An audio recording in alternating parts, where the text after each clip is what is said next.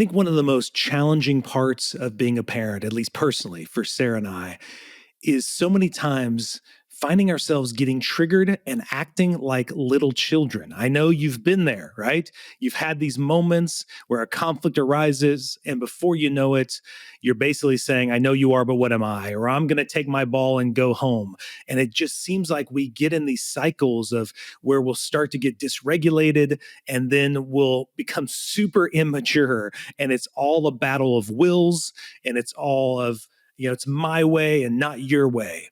And that's why we wanted to bring on our guest today, Shelly Robinson, who she's got a huge following on Instagram, and she is the president and owner of Raising Yourself. And she is so good at discussing the work of healing the inner child in us. I know that sounds kind of counseling or therapy, but she's not a counselor. I mean, she's a mom of 2 kids who has worked hard to do the work to study and learn and become a conscious parenting coach, and to help parents do that inner child work, because it's the work that our kids need us to do. Because otherwise, it's just like the little kid in us yelling at the little kid we're looking at, instead of us actually taking those moments, those opportunities with our kids to actually become better human beings. And by the end of the podcast, she's going to leave you with not only fantastic tips, but also some amazing practical tools that you can get today and start implementing with your kids to change this stuff that we tend to do, where the wounded version of us starts wounding our kids back. And this is how we just repeat the kind of toxic cycles that can happen in families, So I know you're going to enjoy the conversation. If you haven't already, first stop, take a moment to rate, review. If you have a comment about how this has helped you, we'd love to hear it. And definitely get ready to share this one, because it's going to be very insightful on your journey for parenting, and you're going to want to share it to other people. So send it on to other friends who are also trying to heal and do that inner work so they can be a better parent to their kids. So sit back, take a moment to enjoy our conversation with Shelly Robinson. Welcome to the Art of Raising Humans. The Art of Raising Humans is a podcast designed to support, equip, and encourage parents on how to create long-lasting, deeply connected relationships with their kids that's free from fear and shame. Come join us on the journey.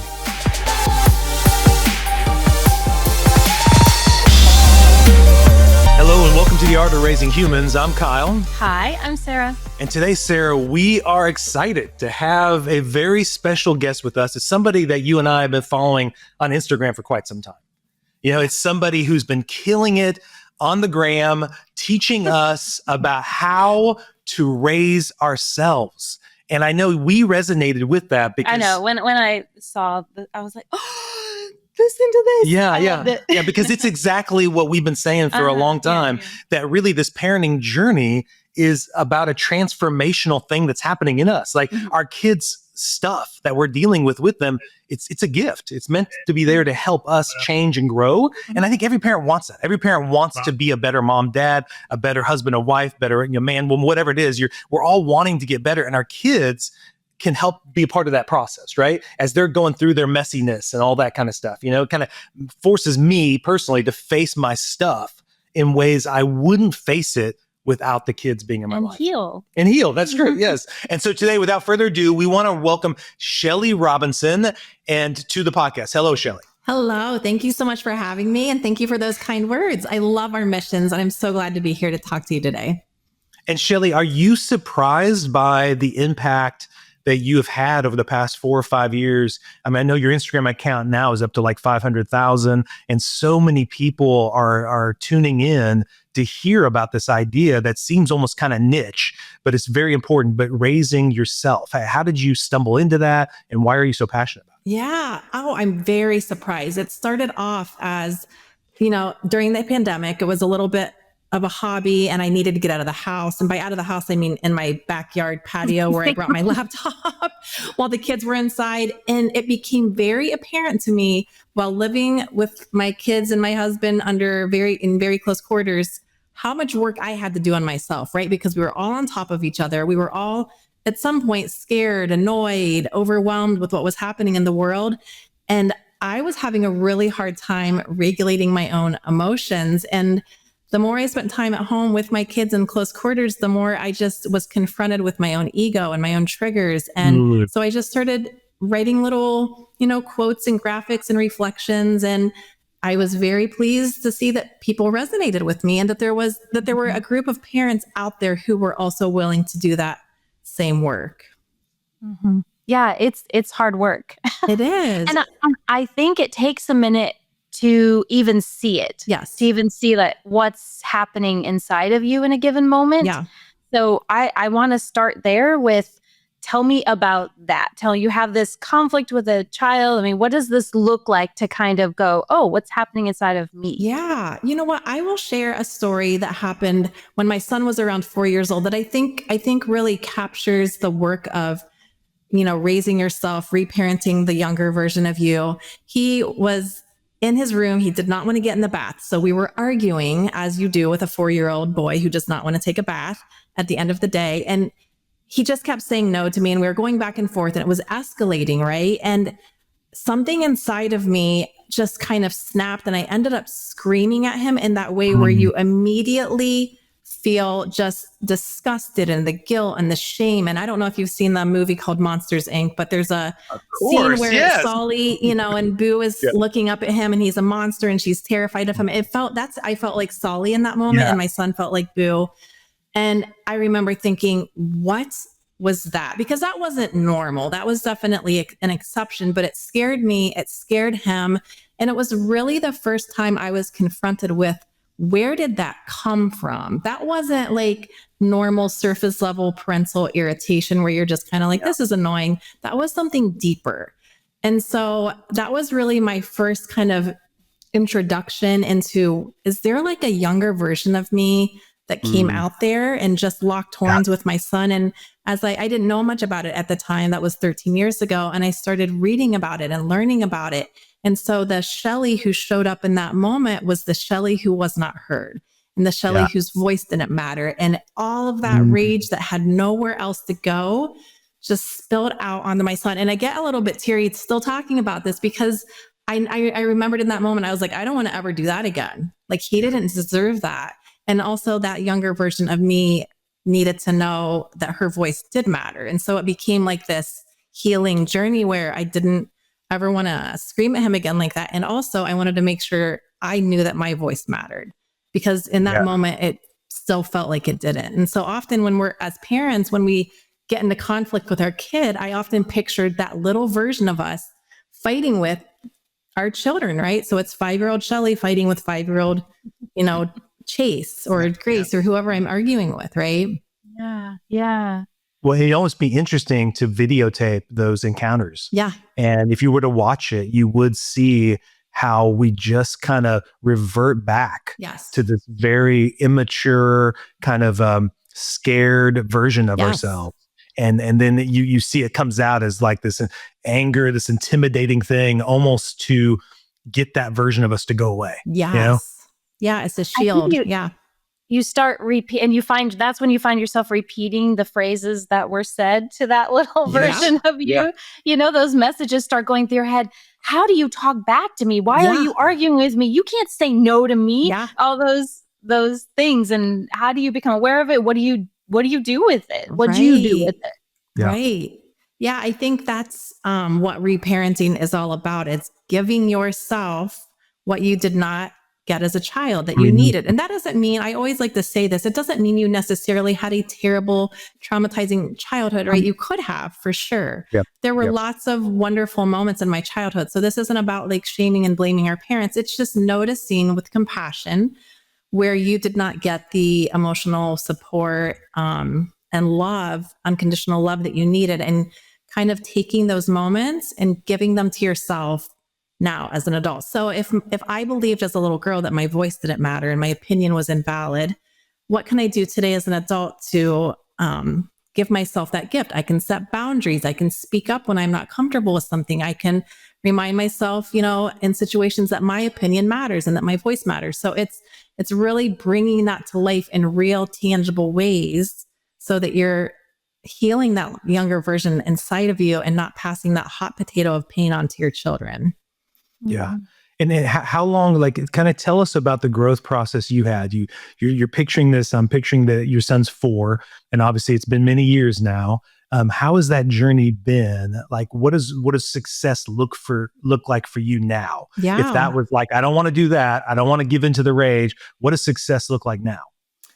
The first word that comes to mind when you say what does success look like, to me, it looks like repair. Because when I decided I wanted to break these cycles and raise myself, it didn't mean I was going to parent perfectly. It meant confronting those triggers and those shadows when they did surface, giving myself compassion, repairing with myself, and then also repairing with my child, and letting them know that it was never their fault that I got angry, right? And they're not responsible for my feelings. So success for me looks like humility and repair over and over again, and just staying in that relationship and working alongside your child instead of this top-down dynamic that so many of us grew up with. Yeah. I love that. I love the honor it gives to kids and the humanity it gives to them, and how, because they have so much that they're offering to us all the time. Right. And I know we were kind of talking about this before. It's like, oh, they come so fresh into this world, so loving into this world, and there's so much we can gain from that. How have you seen this? Because I find sometimes when parents are new to this, it's a little scary because you do wonder, is this going to work? Or when a moment seems tough, you think that fear rises up that you want to revert back to these other ways. Right. And so I love to hear when someone's been on this journey for a while.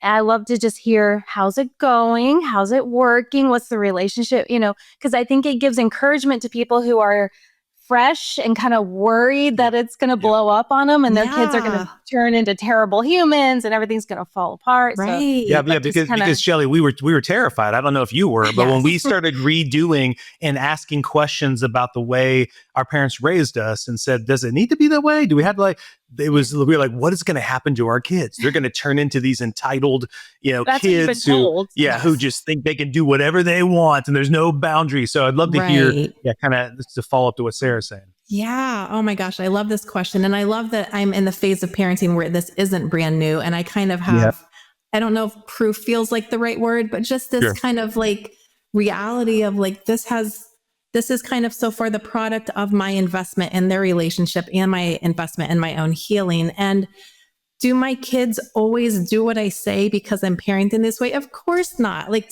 I just want to like put that out there, to expect our children to comply all the time because we're on this healing journey and because we're choosing connection over domination doesn't mean they're not going to push back, right? It's what we do as the adult in those moments when they do push back. And I think what my kids know, like where we are on this journey, is that they can push back and that we're going to have mutually respectful conversations about what looks fair, what looks, where both of our opinions matter. And so I think what I love about how I've parented so far is that my kids know that we're going to always have communication and conversations when we are not on the same page. It's not going to be me dropping the hammer or grounding them or threatening them. And it's annoying. Sometimes I do want to drop the hammer. I'm not going to like pretend that this is all like rainbows and unicorns. There are times, especially my teen, right? Like he's getting into that age where he's a wonderful arguer. And I'm always like, dude, you are going to be an attorney. Like you're just he's so strategic when he argues. And he often like puts me, and he plays chess when he argues. And so I'm like, oh, sometimes I really wish I could just threaten you because this is exhausting me. So I want to acknowledge parents who are who can hold space for that, right? Like two things can be true. Like this is worth it. And also it's sometimes really annoying. But just, not long ago, he said to me, Mom, you said I could disagree with you and have a different opinion. And you are not allowing me to do that right now. You are dominating this conversation. And it was in that moment I was like, yep, I'm glad I'm doing this work because, oh my gosh, like I had to just like swallow that really hard pill. So that was a long answer to your question, but it's really just seeing them grown now, a 10 and almost 15-year-old, and being able to like push back to me and their dad in a way that's respectful, and knowing that they're safe to do so, right? They're not scared of me. They're not scared of their dad. And that's on purpose. Mm-hmm. Yeah, no, I love that. And I think definitely we agree with you on the way in which this has kind of bore that kind of fruit where our kids now are working through those things they're conflicted about with us. Yes. So then, we're saying something, they disagree with it. And instead of them just, either complying and then going off and doing it with their friends, like makes no sense what my parents said. They did, or them just like blowing up at us. Yeah. It's really like, I would say probably some of the most beautiful moments with our kids is us sitting with them and really understanding how they see it. Yeah. And through that conversation, it actually helps me understand how I see it. Because actually, lots of times I think I understand how I see it, but then I am just reverting back to just saying what was said to me. Or I just want it, like you said, I just want it to be done. Yeah. I just want to be over this. I want us to somehow be past this. I want them just to accept that I'm right and they're wrong. Let's just get this done with, right? Yeah. And then I look back, Shelly, beyond, that's how our marriage was to begin with.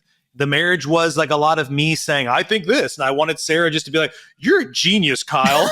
like all of a sudden, like Sarah would be like, I don't agree with that. Or I'm like, what? You don't agree with that? How do you? And like, we had to work through how to do those same kind of discussions you're talking about, to where we spoke to each other in a more respectful way, a kind way. We listened to each other. And that's the ultimate goal, is to help these kids be able to get into those relationships where I'm not having to figure it out for the first time with my wife. Right. I already have the skill and we're able to just move forward in a more healthy marriage. Absolutely. Yeah. And I think teaching them that sort of dynamic, that co-creation of relationship, instead of that hierarchical, someone's always in power and someone else is always submitting and really not, their, voice isn't mattering. For them to be able to see that in your marriage, and then also how you're raising them, like what a gift, to be able to pass on, and for them to not have to deconstruct from that. I think there's like, this work is so beautiful, because I just think about my kids and your kids and all the parents doing this work, their children just having a lighter backpack to carry. I'm sure I'm making mistakes and there's going to be some stuff they have to deal with. I don't pretend to be like perfect in any of this, but I just want it to be a lighter backpack. Yeah. And I think we know, I've heard you say this and we say this, the goal is not to be perfect. Right. You're not going to be perfect. Yes. And I always just think, I just want my kids, if something feels off, if something has hurt them or something is broken in the relationship, I just want them to feel like they can come to me, that I care about those feelings and those thoughts, that their voice matters. And if I'm not seeing it now, I want to see it. And it doesn't matter if they're 5, 10, 25, 30. I just want that kind of relationship going forward with them and to build that foundation. Yeah. And I think, right now, this is, of course, like you said, we're going to go, oh man, I messed that one up. But, it's like, I'm trying, and hopefully you have a little less to weed through. But Sarah, I think that connects to the word I heard you use earlier, Shelly, but that word humility. Yeah. And that's not actually a word that we've used a lot on the podcast. I really like that you pointed that out, because it causes me to think about the statement that the best teachers are the best learners. Yeah. And when I think of humility, I think of the best teachers I had. They saw every student as an opportunity to get better. That every student, if they had problems or they weren't, learning as quick as that teacher expected, they were like, oh, this is going to help me become a better teacher. So could you speak to why do you use that word so much, and just what does that look like to be a humble parent? Mm-hmm. Yeah, I think humility for me, at least on my parenting journey, is the number one pillar that drives my relationship with my children, because I think it's our job as parents to just let them teach us like what they need to feel seen and to feel heard and to feel cherished. And if we didn't get that the way we deserved growing up, then we don't necessarily know how to do that for them. So it's our job to listen and say, I think I know how to do this because I have more lived experience, right? My brain is fully developed and I'm an adult. But really, they have so much to teach us, and we cannot hear them when our ego is in the way. We just can't. And I will give you an example of something that actually just happened last night, where I was required to be humble and it hurts my ego so much. Yes. But my daughter made like a silly mistake, like helping me fill up her brother's vitamin tray. That's like irrelevant. But something about it, like the carelessness of it, I can be careless. And so when she's careless, it's a little triggering because I'm like, oh no, she's going to turn out to be like me, messy and chaotic. And, what if I pass all that on to her? Like all those little voices. So I responded to her making this mistake, not in the way you would hope, because I'm always talking about let kids make mistakes, let them be messy. And then I was not walking my talk last night, and I responded, and I didn't yell, but I responded in an irritated tone, right? Like, come on, like, how did you do that? It was like 9:00 at night and I was tired. Yeah. And, she's not used to being spoken to like that. And she was so upset, understandably. Mm-hmm. But I was so triggered by it, I could not hear her. Like I couldn't understand why she was upset. Yeah. Like she did not have the right to be upset. Like she's the one that made the mistake. Like little Shelly came out and was like, who are you to be mad at me? You're the one making the mistake. And I you didn't should be do more, that. You did that. Don't blame me. And I knew there was like this dual, like, my ego's right here. And then the other side is me. I was like, gosh darn it, I'm going to have to apologize in 2 minutes because I know I'm screwing up in the moment. And I couldn't, like, it took a long time for me to get humble enough to offer a sincere apology, because I started off with a very clumsy, like, I'm sorry, I shouldn't have done that. I didn't really like feel it. I wasn't like meaning it. Like it was just checking the box. Yes. Like I knew I should apologize. Yeah. And she didn't receive it well. She's like, you just sound like you mean it. And I was like, and it took me, I had to settle myself down, and I was tucking her in, and then I could get into my like embodied humility and say, I was completely wrong. I did not need to respond that way. I was grumpy and it was unnecessary and it hurt your feelings. And you could just feel like the energy in the room change. She like felt my apology because it came from a place of humility and not like checking the box. Cause I know as a conscious parent, I should apologize to my kid, cause that was kind of what I was doing. So yeah, I think there are opportunities every day for our humility to just take the lead, and our kids love that. They love it because it makes them feel like equals in a relationship. Well, Shelly, another way I was thinking of humility as well is when our kids in those moments where we have messed up and we've been kind of jerks to them, when they humble us. Yes. And I'm thinking, there was a time we were in St. Louis and the kids have been traveling. We've been on the road for a week, and I was just getting really frustrated with them and the way I felt like they were complaining or whining or whatever. And we get to a pizza place in St. Louis. The advertisement said best pizza in St. Louis. So I'm like, this is a win. It's a win. Like, we're going to go here. The kids love pizza.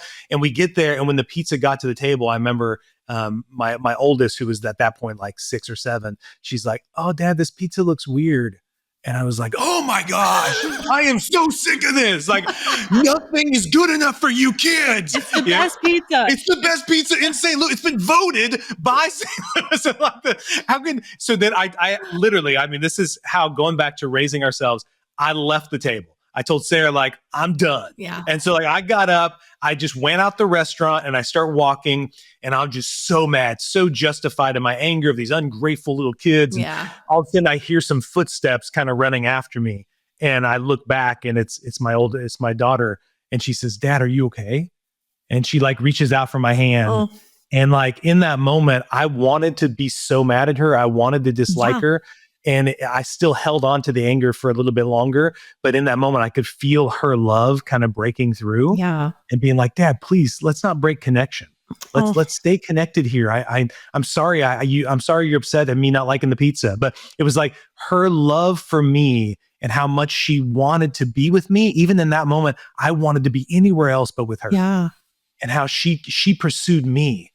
And like that love kind of humbled me. Yeah. And it caused me to say, who are you, Kyle? Like, what are you doing? Like, this is a 6-year-old little girl who just said she didn't like the pizza. Yeah. And of course that goes back to maybe that happened in my childhood. Maybe there was moments where I felt like that rejection was given to me too, when I didn't act the way I was supposed to, but that was that always stuck in my mind of like, Kyle, this cannot be the way you parent her. Yeah. Like, you've got to change this. Oh, I love that. I love that sometimes love is grace. It's that being given the benefit of the doubt. Like, it wasn't, Dad, what's wrong with you? You don't have the right to be angry. You're a bad person. It was, something must be going on with you for you to like have been angry in that moment, right? Like, what's wrong? Like, I feel like in that moment I wasn't there, but she was seeking to understand versus blaming you. And she gave that back to you probably because you've given that to her so many years, right?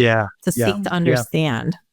Now I know something beautiful that you've created to help parents is the Connected Kids Toolkit. So can you tell us more about that? Like, how did you come up with that? And how can parents use that? Because we definitely want to include that in our show notes, ways for people to get access to that. Oh, thank you. Yeah, I appreciate that. That toolkit, it's my baby. I love talking about it. And I set out to create it because I wanted parents to have, a lot of us didn't grow up with the things that we're talking about, right? The words we want to use, the phrases we want to say. So part of me wanted to create something for parents to be able to just have these cards where they could share them with their children in really easy, concise ways and turn it into kind of a ritual. Like I used it at bedtime with my children. A lot of people use them at the dinner table. So it says things like, I value your opinion. I know you're a good person. And then there's like little deeper meanings on the back. But in addition to the little sayings that you can read to your children, and where I get really, really excited is that you are also saying that to little you. So those cards are not only meant for your children, but they're meant for little you, because I don't think we did not all hear those things growing up. And so it's an opportunity to kind of make this work come full circle. And it also comes with a reparenting toolkit, because when I created this, I think every year, like this movement of reparenting yourself and inner child work is getting bigger. And I love that. But in the moment I created this a few years ago, I didn't feel like there were a ton of resources out there for people who are also trying to heal little them. And so the workbook is meant to really prompt people to reflect on their own childhood and better understand where parts of it shows up in the ways they parent, good and bad, right? I mean, it's not, again, it's not this sweeping like everything was bad, but kind of noticing like, I want to take this part of my childhood with me. This was a good thing. I want to carry that tradition on. But then also identifying areas where you're like, ooh, I don't want to pass that on. And if I don't want to pass that on, then what do I have to do to overwrite that and to disrupt that cycle? And so it's really meant to serve both little you and the children that you're raising right beside you. That's awesome. Yeah, I remember when I first found you and I was seeing some of you show little examples of the cards and stuff. And I think that knowing even what's inside of you is so hard, because you find yourself way down the road, and then maybe you have the awareness of going, I think I'm acting out of a belief or a wound of my own here. And what I loved about the cards is, just like you said, they're meant for your child. So I started reading them kind of in that way of, this is so sweet, this is so great, I want to give this message to my child. But then every once in a while, one would just like pop tears in my eyes in no time. And I thought, I think this is something I am needing to hear, or and you can just kind of feel that. And so I loved your tool because sometimes we don't know how, even if you think I do need to reparent myself or I want to do some work here, right? I don't know how to do that. I don't even know where to look. And so I just appreciated this kit that you had created, because I thought, this is beautiful, a great way to, because we feel lost in trying to do this parenting thing. We love our kids so much. Where do you begin? How do you do it? How do you change this? Because otherwise we see it over and over again. We do it ourselves as parents, where you're just repeating things that you didn't mean to repeat. And it's hard, and you get triggered, and then you're like, oh no, I did it again. Thank you. I remember even Shelly just the other day, our oldest was complaining about something. And I remember getting triggered by that. And then as Sara and I were talking about it later, I was like, you know what, Sara, I think I get triggered by that because I don't think we were ever actually allowed to do that. I think when she does that, I'm like, when is this going to stop? And then I think, like in our marriage, we complain about things. Well, I don't get triggered if I complain to Sara or Sara complains to me. We just go, yeah, that sucks. Or like, I can't believe that person did that. That's all we do. But then our kids are doing, we're like, oh my gosh, when is this going to end? When are they going to grow up and just be grateful for life? And I think that's interesting. And so I bet it's because maybe I have seen other adults complain and it's okay. But I haven't seen kids complain to their parents and it's okay. It's always met with resistance. And somehow I need to teach them to not do that. When really that's just part of being human, is to not like something and talk about it. That's so in that moment I was like, that's why I'm not wanting her to do it because we were not allowed to do it. Yeah. So if we want to change that, then we need to create space for her to do that. I love that reflection. Yeah. And I think underneath of that for so many of us is that for people who are trying to parent more consciously, we're terrified of raising the entitled kids, right? Yes, exactly. And so when our kids complain like, oh, I get that way too. I'm like, oh, the nerve, they're so ungrateful, right? All those like words and phrases that we heard growing up kind of come rushing back. And it's really hard in those moments to just catch yourself and say, ooh, nope, they're human beings. They're allowed to vent and complain a little, it's just like you said, it's part of being human, and it's part of like what builds connection, right? Like, oh man. And it's also an opportunity for us to validate it. Like, man, I hear you, buddy. That sounds really hard. And then they're probably, once they get that validation, I know for me, when someone validates me, like whining and complaining about something, I'm like, oh, okay. I feel seen and I can move on now. Like it kind of just processes it, and I can. You get it. I'm done. Yeah, I know. Yeah. It actually frees you to be able to move forward. Exactly. Yeah. That's the amazing part about listening to someone and empathizing and all that stuff is then they're actually free to go, oh, okay. Yeah. Yeah. Oh, and carry on now. Yeah. And you know what else that reminds me of as a parent is how important it is for something I've had to really work on, especially with my teen when they're complaining about something, is for me to just zip it. Because I want to go, when you're in that like hierarchical kind of dynamic and you're like, I'm the parent and I must solve this thing that they're sad about or upset about. And sometimes if they do want some help, of course we can help them. But there are so many times with my teen where I'm like, he just wants me to listen. Like if I open my mouth and start like problem solving, he's going to be super annoyed. And sometimes he's like, Mom, don't life coach me right now. And he has to like tell me. But I've had to learn like so much of parenting is simply just being quiet and being a safe space and being a witness to their pain, and then like allowing them to solve their own problems so that they can be resilient and build confidence and know that they're capable people. Yeah. And I think that's an important piece people don't see is when you do that, that's what they're able to do is then they're able to go, okay, now I can go face it. Instead, when you don't let them do that with you, they just go do that with their peers. Yes. And then now you're missing that opportunity to connect with them through that misery that they're going through. Well, and kind of send the message, I believe in you. Yeah.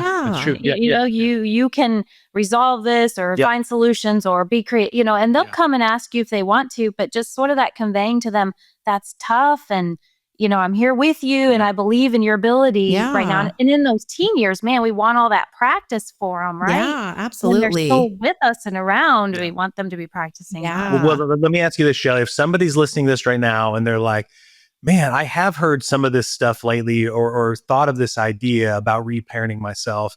How do I start doing that today? Now, of course, they need to get the toolkit. But after that, what would you say would be the first steps in starting that journey and trying to reparent themselves in this, as they're raising their kids? I think that noticing those moments when that anger comes from a deeper place, right? I understand like the parent, we're irritated, we're tired, we're overwhelmed, and there are those irritations. But I think that if you can make the distinction between like those moments and the moments where that anger feels deeper and there's a deep fear there, just noticing those and saying, I wonder what that's about. You don't have to solve anything. You don't have to, it's just the compassionate noticing.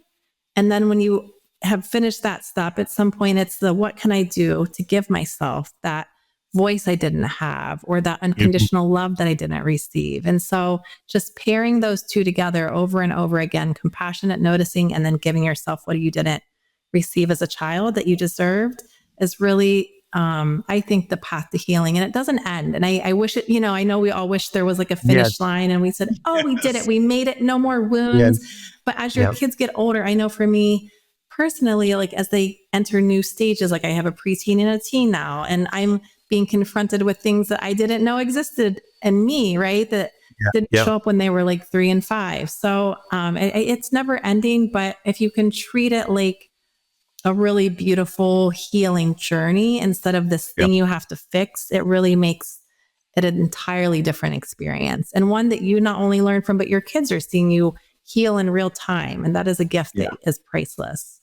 Yeah. That's great. Well, so how could our listeners find more about you and the work you're doing? How can they connect with you? Yeah. My website is shellyrobinson.com. I do have a guide on there that helps parents minimize yelling. And more than that, just offer them self-compassion. I know when I used to go to bed at night, everything that happened during the day, I would just lay there and just like rattle off all the things I did wrong. And so this guide really helps you to reframe like where you're winning. Like I feel like parents don't pay enough attention to where we are doing really good work with our kids. Yeah. And then I'm on Instagram and Facebook as Raising Yourself, and I would love to have you in the community there as well. Yeah, that's awesome. Well, Shelly, we thank you so much for giving time to talk to us and also just joining us on this journey of encouraging parents to do the courageous work of really asking those questions, doing those kind of moments to reflect on, where this anger is coming from, and obviously helping them then raise kids who are going to have better skills, right? To be able to do that and hopefully have less baggage. Yes, absolutely. Hopefully that's the goal. Yes. So thank you so much for joining us today. Thank you. It was wonderful to talk to you.